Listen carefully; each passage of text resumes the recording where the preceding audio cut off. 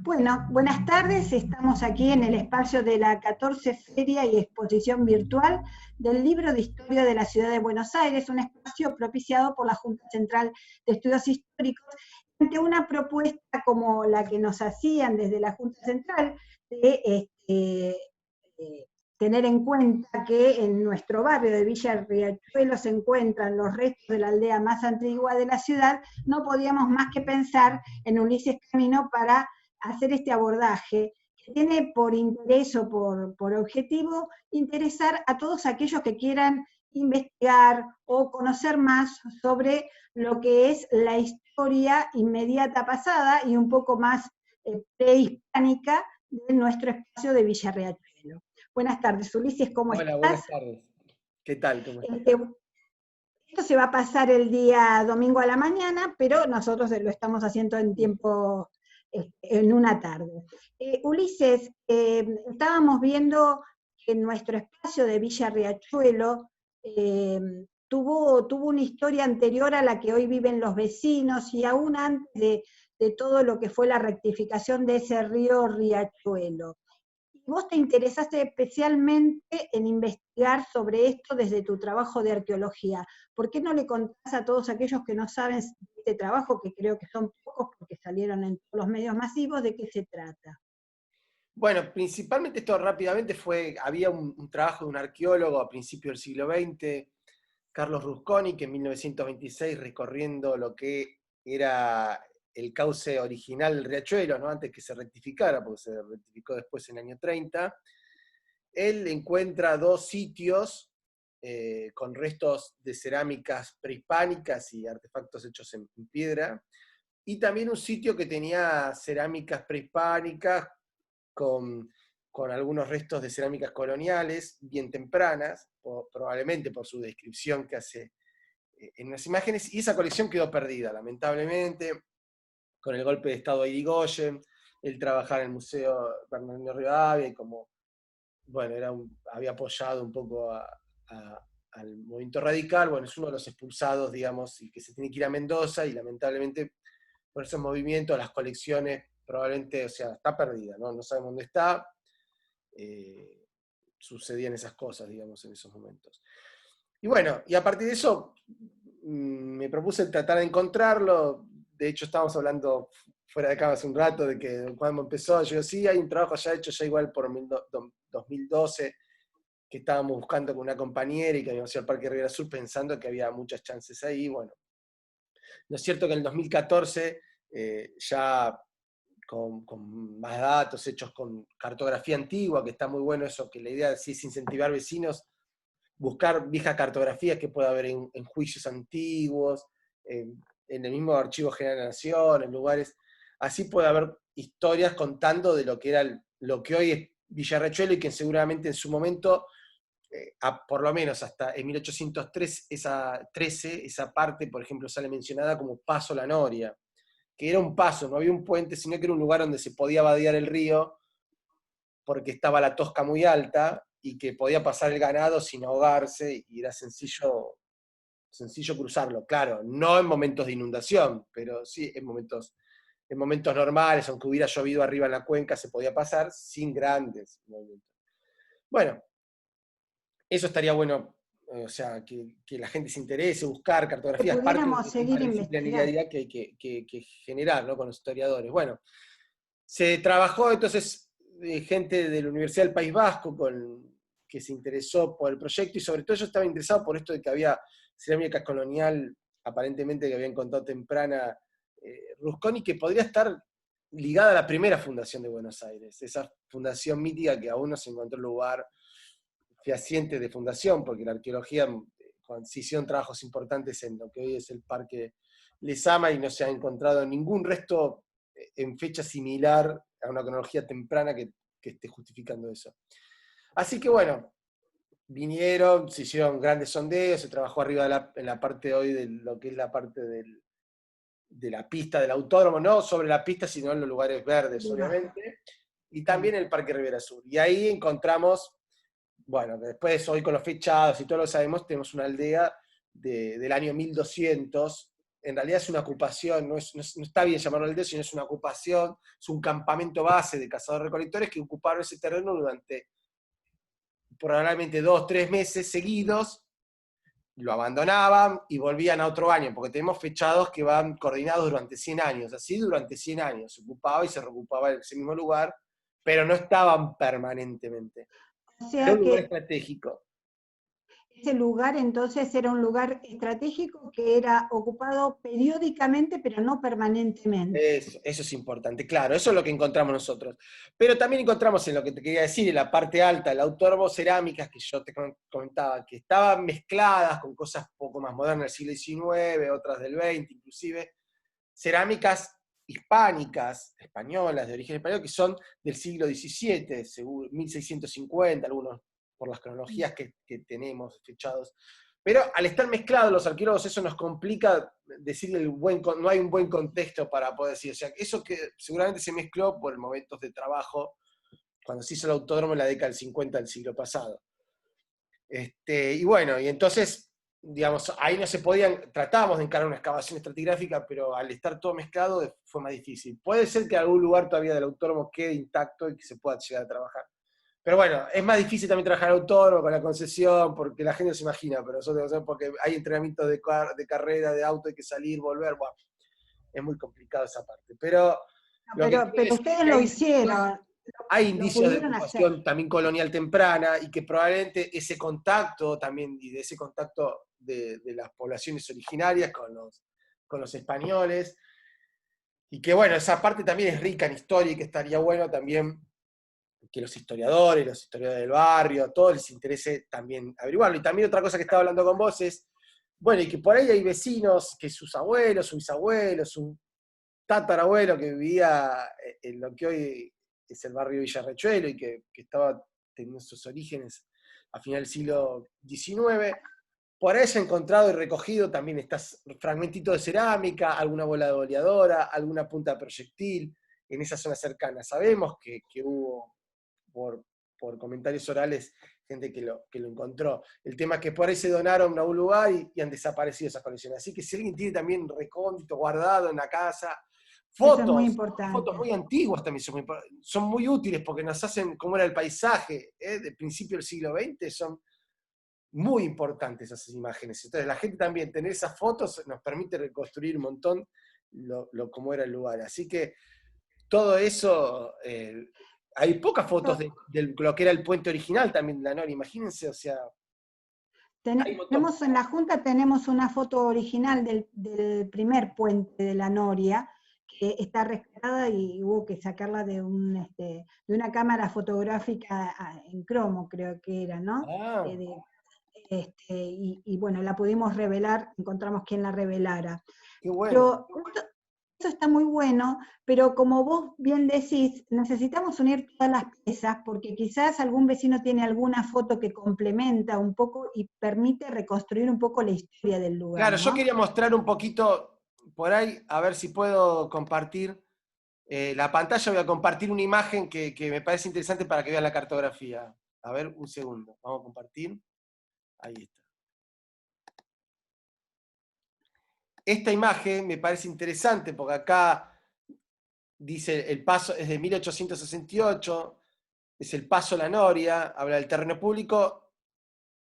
Donde dice el paso La Noria es donde estaría ubicado el primer puente La Noria, y esta zona Sí. sería el Parque Rivera Sur con la parte del autódromo. Y ahí había una casa, una chacra, una cabeza de chacra que se llamaba Santa Clara. Y o sea, lo único que pudimos hasta ahora nosotros recopilar es eso, pero obviamente porque es lo que pudimos hacer hasta el momento, pero estaría muy bueno que, Que se podamos seguir pueda profundizando en gente esta búsqueda. enganchar en esas búsquedas, por ejemplo. Pero bueno, yo les Ahora, tengo punto. una cosa que quería compartir es fijarse que en esta cartografía muestra bien que en el terreno del Parque Rivera Sur estaba incluido el recorrido del Villarriachuelo, que hoy está excluido por la rectificación del Claro. río, ¿no? Y un poco eso también es importante para toda la población, conocer un poco cómo se fue transformando todo este espacio. A mí lo que me interesaba preguntarte, seguramente si pudiéramos hacer algo interactuado, muchos querrían preguntarte, es de las piezas que encontraron. ¿Qué tipo de conclusiones en lo inmediato? No hablo de una investigación histórica, pero quizás ustedes ya sacaron conclusiones de las piezas encontradas. ¿Cómo era la vida, esta vida que vos describís como, digamos, de alguna manera nómade, en la cual en determinados periodos se asentaban? Vos nos Bueno, mostraste en su o momento. sea, eran grupos móviles que eran más bien de la región pampeana, no de la zona del río, no eran costeros. Nos dimos cuenta de eso porque no hay ningún resto de evidencia de consumo de peces, teniendo el río al lado. Y sí, lo que consumían en un 95% era venado de las pampas. O sea, lo que hacían en este lugar era venir a cazar venado de las pampas, que probablemente era todos los bañados del riachuelo, o sea, el bajo Flores o bañados de Flores, todo eso es un gran bañado, que desde ahí es un lugar que no es inundable al lado del autódromo, naturalmente es una parte alta, y desde ahí hasta prácticamente lo que hoy es La Boca, era todo como un gran bañado, un gran valle, podemos llamarlo, inundación del río. Y bueno, era un lugar que cuando no estaba inundado, porque bajaban las lluvias, o sea, no en todas las temporadas, era un lugar fabuloso, en las primaveras, los veranos, donde el venado de la Pampa estaría en el mejor lugar, estarían pastando, y entonces era un lugar ideal, este lugar para cazarlos. Y lo que hacían, fundamentalmente, venían, cazaban y aprovechaban, comían, los cocinaban tenemos indicios del hervido, de quebrar los huesos y hervirlos en las cerámicas, por eso ellos tenían sus propias cerámicas.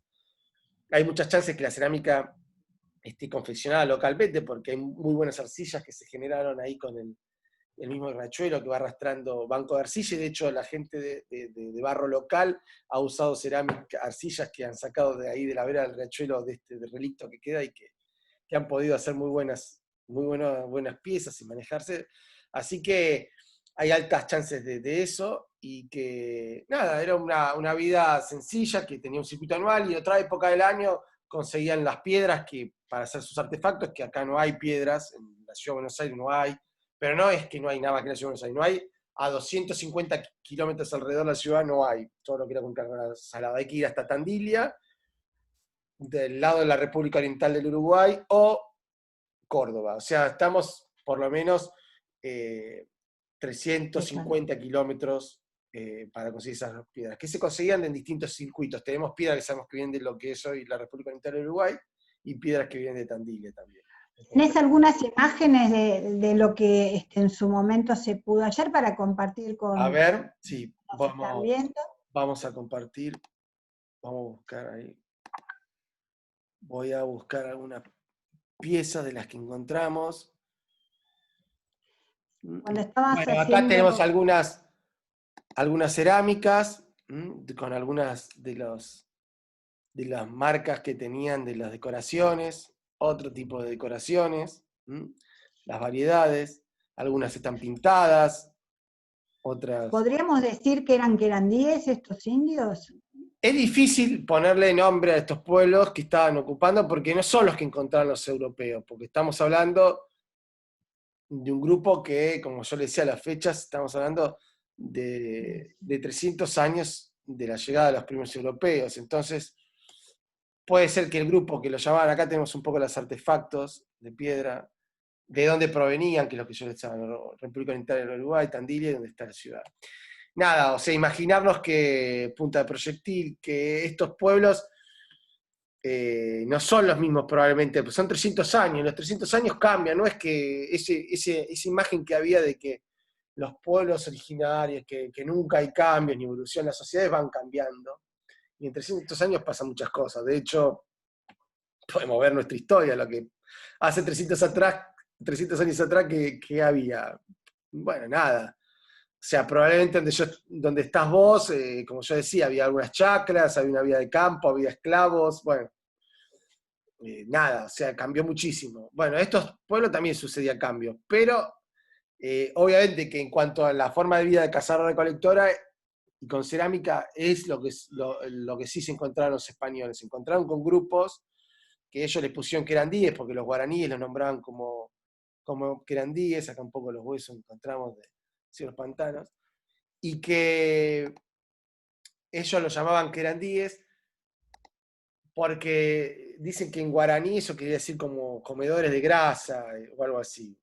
Y que bueno, tendría esta lógica, ¿no? De que hervían las presas, un poco un poco la forma de vida que tenían estos cazadores-recolectores. Pero bueno, Hay que investigarlo y hay o que sea, confirmarlo. probablemente, o sea, tienen que ver, porque era la misma una forma de vida similar, pero no podemos saber si ellos mismos a sí mismos se llamaban querandíes. Probablemente no se llamaban a sí mismos, no se llamaban así, y se llamaban de otra forma. Y por eso es difícil a veces ponerles nombre. Pero bueno, la forma de vida era algo similar con lo que se encontraron, por eso el tema de que le dieron primero comida, le llevaron a los europeos comida y después, también en estas primeras crónicas saben que le llevaron ciervos, eran estos ciervos venados de las pampas. Venado de las Pampas. Bueno, y después Bueno, se cansan los españoles y van a atacar a sus poblados, porque describen que había como poblados, que eran estas poblados, que eran aldeas momentáneas, que después se podían desplazar, que es lo que pasa después, los españoles se van, los otros, y no pueden hacer más nada, los españoles se vuelven locos, se empiezan a morir de hambre, bueno. No entendían justo la estamos, lógica. No entendían la justo lógica. justo estamos grabando esto el 11 de junio, que justo es el día de la segunda fundación, 440 años después. Y estamos tratando de remontarnos desde nuestro barrio de Villa Riachuelo, y tratar de reconstruir esas piezas. Y vemos que hay muchos vacíos que tenemos que seguir investigando, y bueno, la función de la Junta es seguir pidiéndole a todos los que quieran sumarse a investigar. También puede participar de unos cursos que estás dando sobre metodología interdisciplinaria. Me interesa que lo podamos difundir, así hay más interesados que Sí. puedan sumar también a Bueno, nuestra actividad. estamos dando unos cursos, sí, de interdisciplinaridad, justo que para historiadores, arquitectos, arqueólogos, también museólogos. De hecho, ya empezamos con la primer clase virtual hace 2 semanas, con gente de distintas partes del mundo, porque ahora con esto del COVID ha generado, es increíble, tenemos mexicanos, españoles, suecos, es muy, muy interesante aparte los intercambios que hay. Sí, pueden escribir a urbaniapublicaciones@gmail.com y le van a dar la información a la gente. Porque yo ahora, darle las fechas, porque el curso No número importa, 2, pero el el aula número 2 está interesado, completa ya y probablemente haya una aula 3, pero por eso, pero no sabemos bien, todavía no te puedo dar fecha, horario. Escriban a urbaniapublicaciones@gmail.com que les van a informar. bueno, te agradecemos estos minutos. Creo que con este pequeño espacio podemos generar el incentivo en tantos que les gusta investigar, y que tenemos mucho para investigar, tenemos muchos agujeros que son todavía preguntas, ni siquiera formulamos las preguntas. Así que bueno, muchas pistas para seguir caminando, y esperamos poder sumar a este pequeño corto el testimonio de Guillermo Gómez, que es un vecino y que él tiene sus antepasados en la civilización anterior, entendemos, así que nos va a contar más él, y con esto vamos a dar por cerrada esta Perfecto. pequeña introducción. Así que te Bueno, agradecemos mucho, Ulises, gracias. Hasta muy luego. amable.